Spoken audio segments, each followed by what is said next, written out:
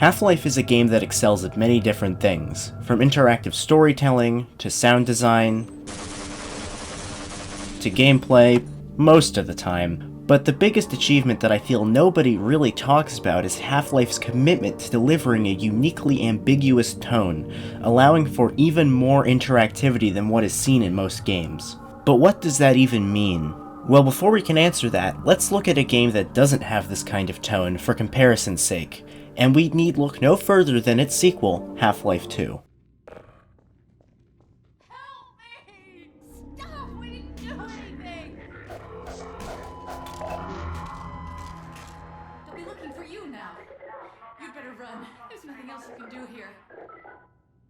What was the tone of this moment? Most likely, you'd place it somewhere in the ballpark of tragic, solemn, dramatic, and you'd be correct. It's clear that this moment was meant to be taken seriously. Now, let's look at how Half-Life 1 handles a similar scene.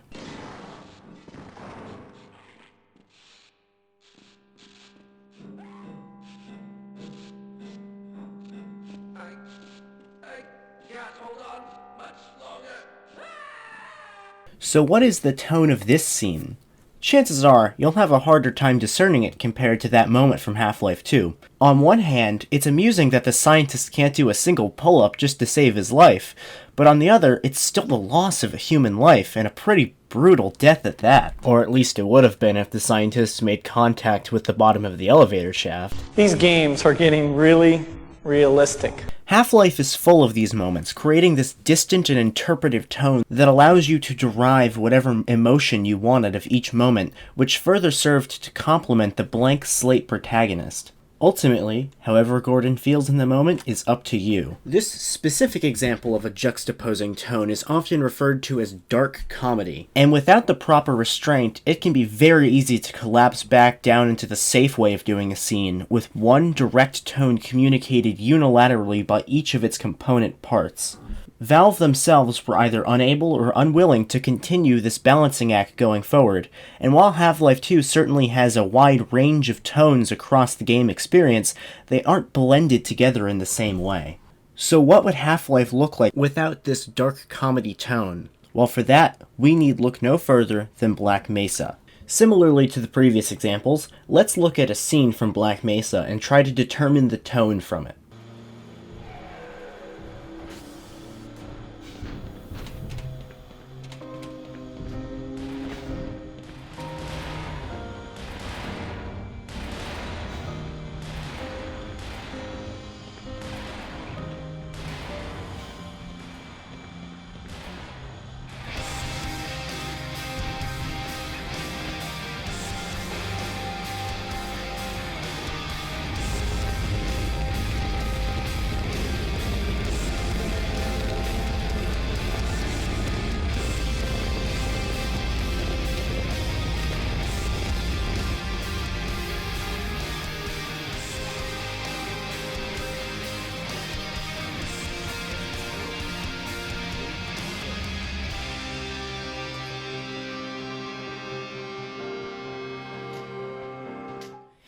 It's pretty clear what emotion we are meant to be feeling in this moment, and that is in large part due to the music. Music is a very easy and effective way to set the tone for a scene, and the epic rock score combined with the strong lens flare of the rocket silo destroying the alien tentacle monster is nothing short of awesome if you feel the emotion that the game intends.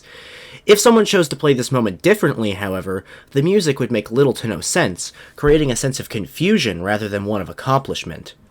This is by no means to discredit the quality of the Black Mesa soundtrack. This kind of music can work great, especially when implemented dynamically, but Half-Life's approach to music, and by extension the entire game as a whole, ensures that no moment feels forced and therefore is unlikely to take you out of the experience. But this change in direction between Half-Life 1 and Black Mesa can even be seen in the environments. Take a look at these two interpretations of the same area from the Office Complex chapter. One of these is very clearly going for a horror atmosphere, but the other, it's hard to say. Sure, something is noticeably wrong, with some of the fluorescent lights not working, but there really isn't anything immediately alarming here. For me, this creates a sense of unease, almost in the same way that those liminal space photographs do.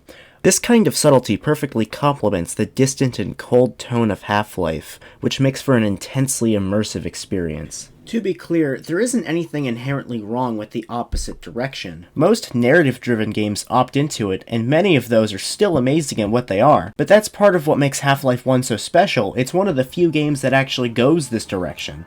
So, the next time you're bored, I'd highly encourage you to boot up Half-Life again, and appreciate its revolutionary, yet still unmatched dark comedy and atmosphere.